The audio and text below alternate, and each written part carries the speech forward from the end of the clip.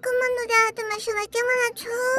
তোমাদের মাঝে আমি আজকে নতুন একটা গল্প নিয়ে এসেছি, যেটা শুনে তোমাদের কিছু না কিছু তোমার শিক্ষা পাবে। এই গল্পটা ছোট হলেও শিক্ষা কিন্তু অনেক বড়। তাহলে চলো শুরু করি। একবার এক ছোট ছেলে, সে প্রতিদিন নামাজ পড়তো, কিন্তু খুব তাড়াহুড়ো করে।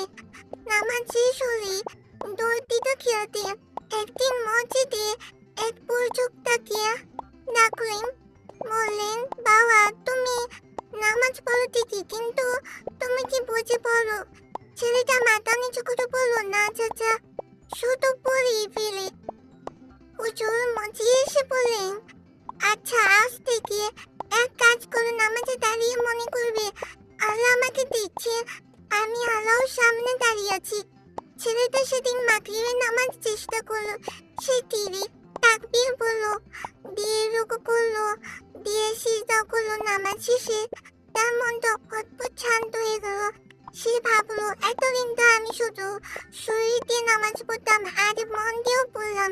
সেই দিন থেকে ছোট্ট ছেলেটা নামাজকে আরো বোঝা মনে করলো না। নামাজ হয়ে গেল তার শান্তির জায়গা।